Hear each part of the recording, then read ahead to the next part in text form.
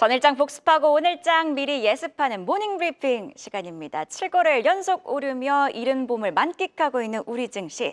수요일이었던 어제 시장을 관통한 한마디, 한국에 뜬 두 개 태양입니다. 반도체와 2차 전지, 시장의 주요 두 태양이 모처럼 둘 다 강했던 날이 얼마만인지 모르겠습니다. 외국인도 선물뿐만 아니라 현물도 사들였던 하루. 그럼 먼저 수급, 특징 섹터부터 심수영 캐스터와 짚어보시죠. 작년 말과 같은 지수지만 마치 다른 지수 같은 코스피와 코스닥. 어제장에서 또 한 번 동반 상승했습니다. 코스피 지수부터 살펴보시면 1.7% 상승한 2671선에서 거래 마감했는데요. 외국인과 기관 매수세에 힘입어 무려 7거래일 연속 상승 마감했습니다. 한편 코스닥도 5거래일 연속 상승했는데요. 선물 시장도 빨간불 켠 가운데 최근 계속 체크한 외국인 수급은 어제도 들어왔습니다. 무려 10,000계약 넘게 순매수했는데 우리 시장 전망을 긍정적으로 바라보고 있다는 방증으로 볼 수 있겠죠. 이어서 특징 섹터도 살펴봅니다. 먼저 조선 섹터가 강했습니다. 최근 트럼프 행정부가 LNG 수출 확대 기조를 이어가며 관련주들의 수혜 기대감이 부각된 건데요. 게다가 증권가에서는 오만의 아샤드 쉬핑이 IPO 이후 조달한 자금으로 3조 7천억 원 규모의 발주 계획을 밝혔다며 우리 조선사들의 수혜가 예상된다는 분석을 내놨습니다. 특히 증권가에서는 최근 발주 이력을 토대로 HD 현대미포의 수혜가 가장 클 것으로 전망했는데요. HD 현대미포 어제장 상승률 확인해 봐야겠죠. 4.2% 상승했습니다. 다음으로 냉각 시스템 섹터가 빨간불 켰습니다. 한국의 세계 최대 규모의 인공지능 데이터 센터 건설이 추진되고 있다는 소식이 전해졌기 때문인데요. LG 창업주의 손자인 브라이언구가 해당 프로젝트를 주도하고 있다는 보도가 나오기도 했습니다. 이에 데이터 센터 내 냉각 시스템에 대한 관심이 커지며 워트가 5%대 강세, 한중 NCS도 5%대 강세 보였습니다. 마지막으로 아이폰 SE 시리즈 공개에 대한 기대감이 지속되며 애플 관련주들이 상승했습니다. 다만 간밤 애플에서는 해당 모델을 공개하며 명칭을 아이폰 16E로 바꾼 점 참고해보시면 좋을 것 같고요. 어제장 섹터 내에서는 ITM 반도체가 5%대, 더구전자도 5%대 강세 보였습니다. 그렇다면 어떤 뉴스가 시장을 움직인지도 확인해 보겠습니다. 네, 어제 강했던 첫 번째 태양, 반도체주 이야기를 좀 해볼까 하는데요. K칩스법과 레거시 반도체 회복 기대감, 반도체 소보장주, 불기둥. 자, 사실 어제 이 시간 모닝 브리핑을 통해 이미 전해드렸던 내용과 큰 기조는 다르지 않습니다. 오늘은 소보장주를 중심으로 한 발 더 들어가 볼까 하는데요.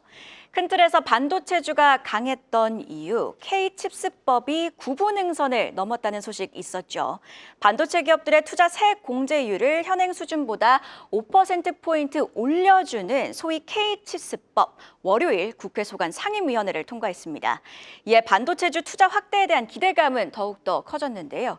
부진했던 레거시, 그러니까 범용 메모리 반도체 업황이 예상보다 이른 봄을 맞이하게 될 거란 기대감의 근거가 되는 전망들도 쏟아졌습니다. 일단 트렌드포스가 주요 업체들의 감산으로 올 하반기 낸드 플래시 가격 반등을 예상한 점, 그리고 일본 메모리 업체 키옥시아가 중국의 보상 판매 정책, 즉 2구 환신으로 낸드 업황 반등이 앞당겨지고 있다고 분석한 점 어제 전해드렸는데요. 여기에 대해 글로벌 IB 미즈호는요, It's time to buy memory stocks, 지금은 메모리 주식을 사야 할 때라며 마이크론을 긍정평가했고요. 미즈호뿐만 아니라 웰스파고 그리고 시티도 비슷한 이야기를 했습니다. 그리고 마지막으로 글로벌 시장조사 업체인 가트너도요, 어제 하반기 낸드 가격 회복을 강조했습니다. 자, 이렇게 한 목소리로 레거시 회복을 이야기하고 있는 상황인데요. 개별 기업단에서도 이슈가 있었습니다. 어제 세미콘 2025가 개막한 가운데 해당 행사에서 동진 세미캠이 전적으로 일본에 의존했던 반도체 소재를 국산화 마쳤고 현재 성능 고도화를 진행 중이라고 밝힌 점, 그리고 JP모간이요, 한미 반도체를 두고 3년간 HBM 주요 장비인 TC 본더 독주는 계속될 것이라고 강조한 점도 긍정적인 분위기에 열기를 불어넣었죠. 반도체주 전반이 강했던 가운데 특징적으로 보자면 하나머티리얼, 유진테크 등 소외됐던 소부장주의 상승이 눈에 띄었던 하루였습니다. 자, 여기서 스치는 생각. 레거시 반도체 업황의 예상보다 이른 반등 전망이 나오고 있는 건 주요 메모리 업체들이 감산에 나선 결과죠. 즉 감산, 공급을 줄였다는 건 공장 가동을 줄인다는 것이고 과연 그렇다면 소부장주들한테는 좋은 뉴스이길만은 할까? 이 부분에 대해서는 충분히 생각해 볼 포인트입니다.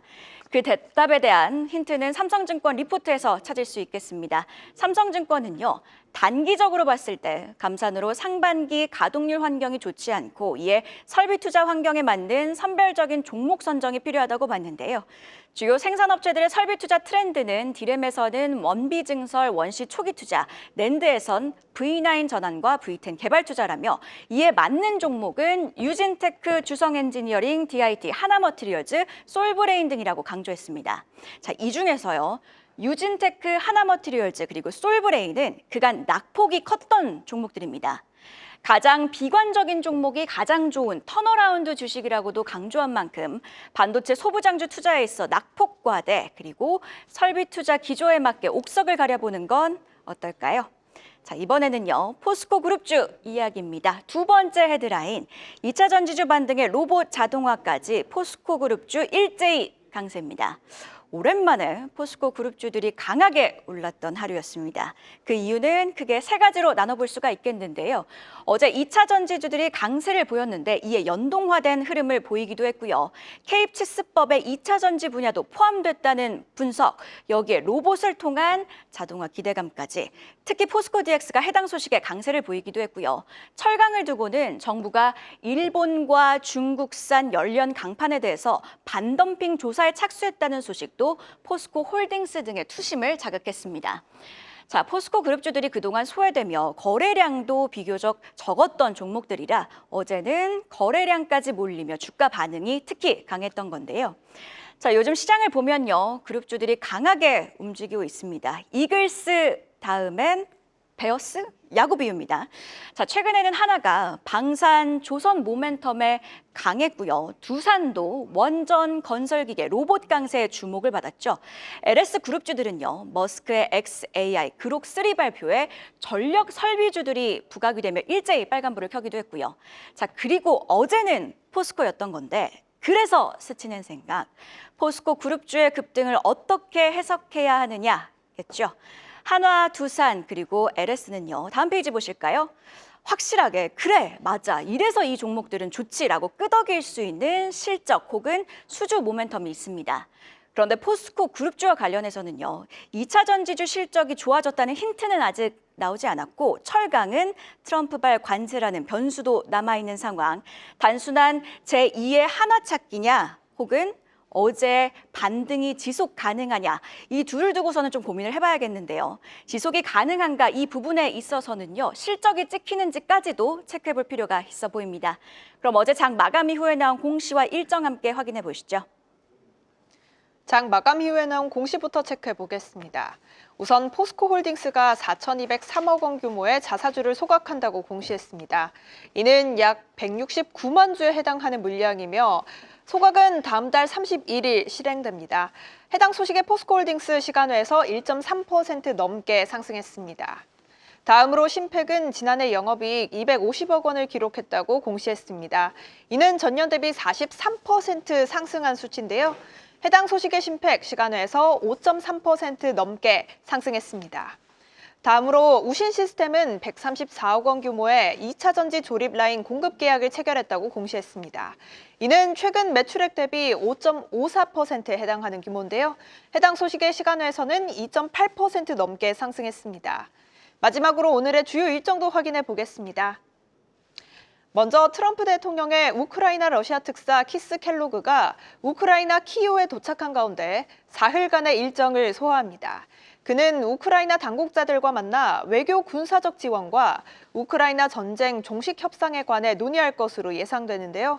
앞서 트럼프 대통령은 기자회견을 통해 3년이 지났으면 전쟁을 끝냈어야 했다며 전쟁의 책임을 우크라이나에 돌리는 발언을 해 논란을 부른 바 있습니다.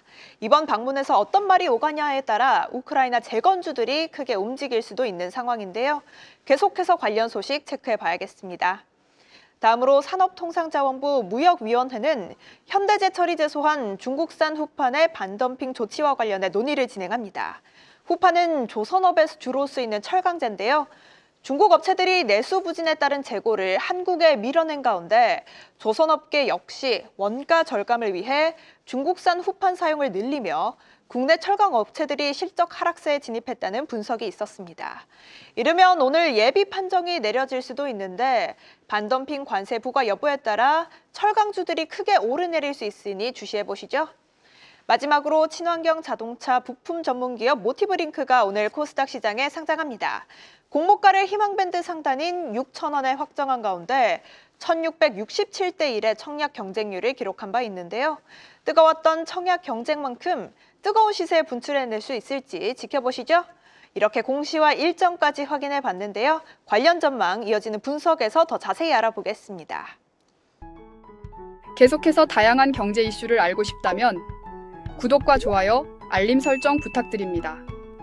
AI 캐스터 권미정이었습니다.